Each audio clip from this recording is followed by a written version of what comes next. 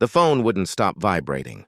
71 times. I counted because I had nothing else to count. The villa was quiet. Swiss. Quiet. Snow pressing its white mouth. Against the glass. The lake holding its breath. My phone lay face down on the marble island, shuddering like a trapped insect.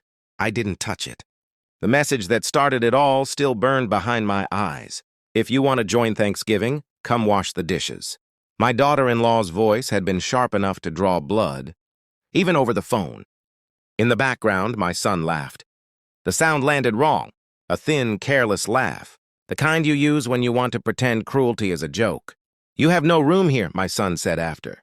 Not angry, efficient. You're a burden.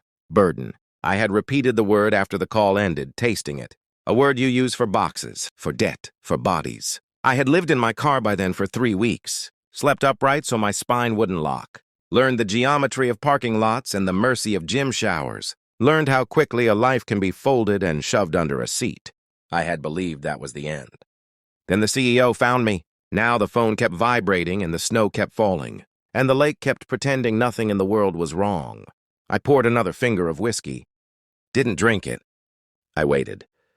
I used to believe betrayal arrived loudly. Doors slamming. Voices breaking. Someone caught in a lie red-handed. I was wrong.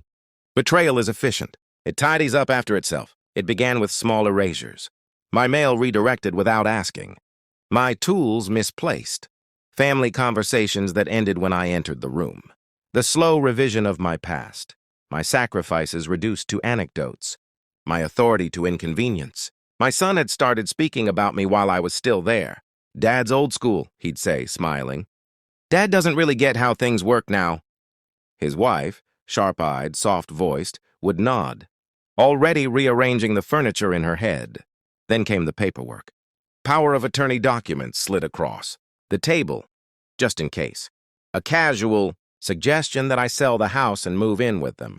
A gentle insistence that my name come off accounts to simplify things. I noticed the pattern, because patterns are what I built my life on. I asked questions, calm ones. They answered too quickly. When I refused to sign, the air changed.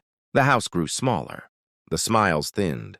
My presence became a problem that needed solving. You're not contributing, my daughter-in-law said one night. Eyes on her phone. I already did, I replied. She looked up then. Really looked. That was when I understood. This wasn't about help. It was about removal. I didn't confront them. I watched. From the back seat of my car, I watched my son's bank alerts light up my old phone. Still synced, still careless. Transfers I didn't recognize. Amounts too precise to be accidental. I watched my name vanish from accounts I had opened decades earlier. I requested records, quietly, credit histories, legal filings, property searches. Patterns always confess if you let them talk long enough. They had leveraged my assets while telling me I was broke. They had rehearsed the story of my decline while scripting their ascent. The night the engine wouldn't turn over, I pushed the car into a darker corner of the lot and laughed. Not because it was funny, because it was perfect. That was when he found me. The CEO didn't look like a savior. He looked tired. He had taken a wrong turn after a bored dinner and seen me hunched over the hood, coaxing life into a dead machine. You know engines? He asked. I know systems, I said. That was enough. Coffee turned into conversation. Conversation into curiosity.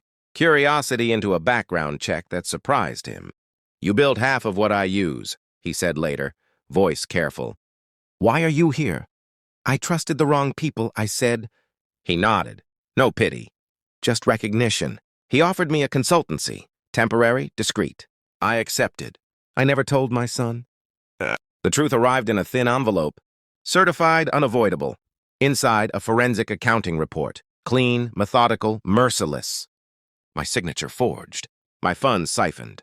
Properties encumbered without consent. A timeline of theft dressed as family care. I invited my son to lunch. Neutral ground. Glass walls. No corners. He arrived smiling, already rehearsing concern. I slid the envelope across the table. Read, I said. He didn't at first. Then he did. Color drained. His jaw tightened.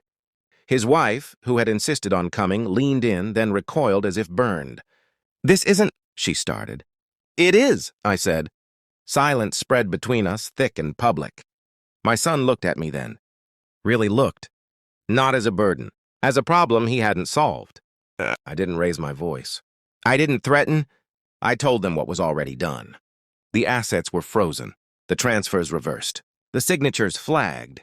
The consultancy, now permanent, had lawyers who enjoyed puzzles like this. "You used me," I said. "Not accusing, accounting." My daughter-in-law cried, loudly, strategically. My son reached for my hand. I withdrew it. "I lived in my car," I said, as if sharing the weather. You laughed. His mouth opened, closed. "There will be charges," I continued. "Or there won't. That depends on how quietly you disappear from my life." They begged. I watched the begging with professional interest. The way desperation strips polish. The way love evaporates when leverage fails. I stood, left exact change on the table, walked out. Back in Switzerland, the lake had thawed. The phone stopped vibrating eventually. I never returned the calls. I framed one photograph on the wall, me, standing beside a man who recognized value without needing blood to justify it. At night, I sleep flat. No more counting parking lines. No more rehearsing apologies I don't owe. I am not healed. I am precise. And when I think of my son now, I don't feel anger. I feel nothing, which is how you know the burden is gone.